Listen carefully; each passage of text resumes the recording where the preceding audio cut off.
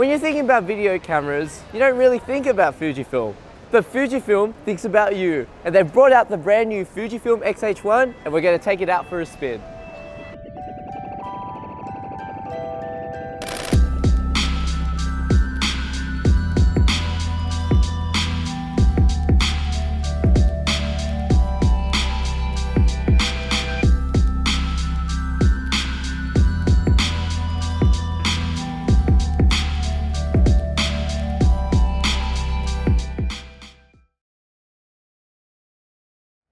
So where does the X-H1 sit in the lineup in terms of the Fujifilm X series cameras?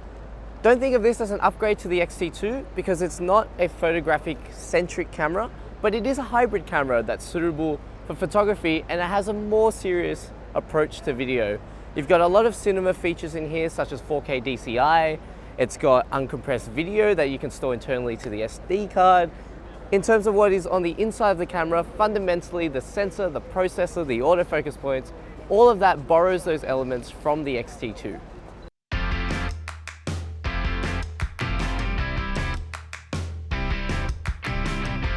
As you may have noticed, we're using the battery grip with the X-H1 to unlock the full performance that this camera is capable of.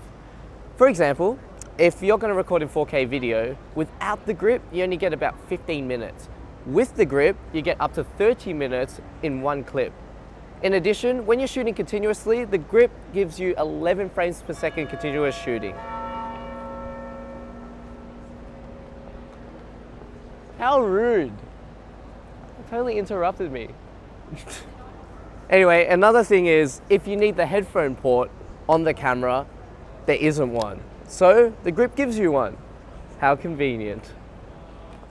Slow-mo, wet-mo. Is it weather sealed? Yes. Yes, it's weather sealed.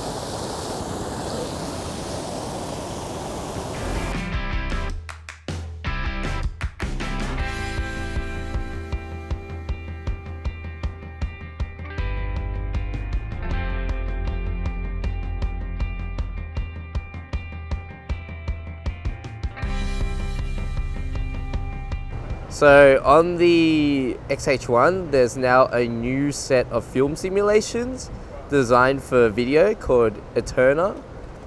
And basically it's similar to the film simulations you get from the X-T2 or the X Pro 2, but the saturation's a lot flatter and you get a lot more detail with highlights and shadows. So if you're gonna work with colors in post, you don't have to film it in uncompressed. You can just film it with one of these filters. And not only does it look good, but you also have room to wiggle in post. That was beautiful. So I've just got a list of differences between the X-H1 and the X-T2. A big difference on the inside of the X-H1, there's now a 5-axis in-body image stabilization system, which is a huge, huge upgrade for anyone who shoots telephoto or video. Secondly, the body of the X-H1 is a bit bigger even without the battery grip, but they've also deepened the grip, so it's a lot easier to hold than the X-T2. Thirdly, on the X-H1, they've upgraded the EVF and the back LCD, so the footage you see on screens are a lot smoother. Lastly, a big change is that on the inside of the X-H1, it now uses Bluetooth Low Energy, so you have a more reliable connection from your smart device to your phone for tasks such as image transfer and remote control.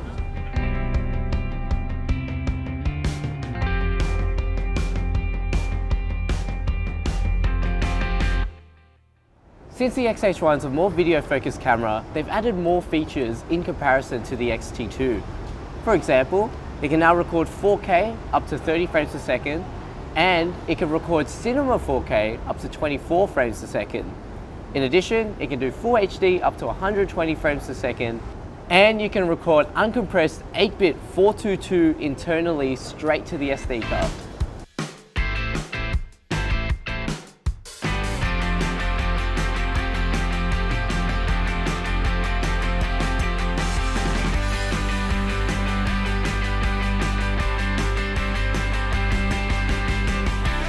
In terms of the X-H1 as a photography camera, it's basically the same as an X-T2.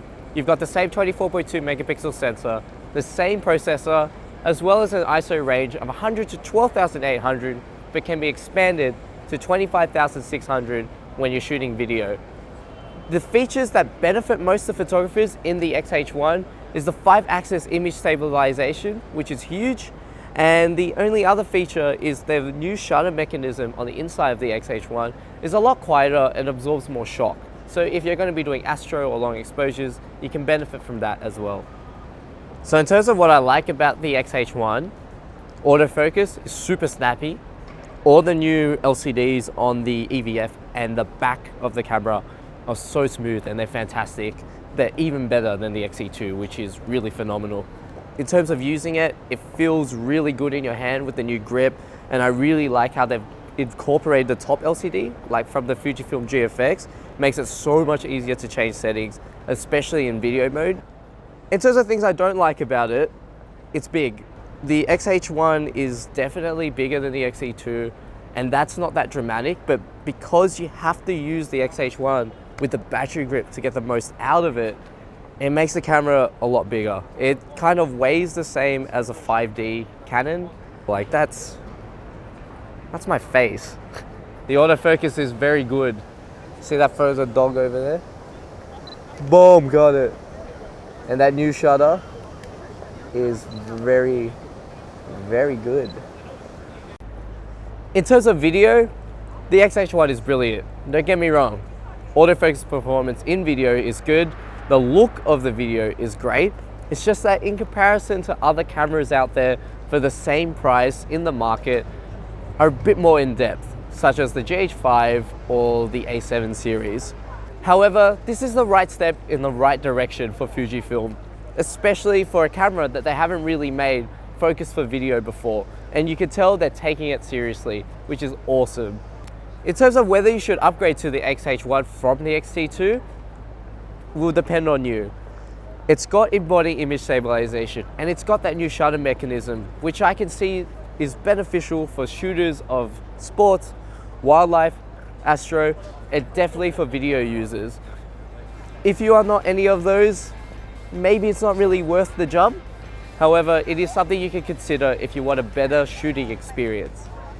If you have any questions on the X-H1, pop them in the comments below. If you enjoyed our video, make sure to hit the subscribe button to keep up to date with that guy walking past us. Touch autofocus for all you touchers. So I'm just going to list some differences between the X-H2 and the X-T2. First off, a really big difference is that now the X-H2... What? X-H2? Ah! Ass! The body on the X-H1... The X-H1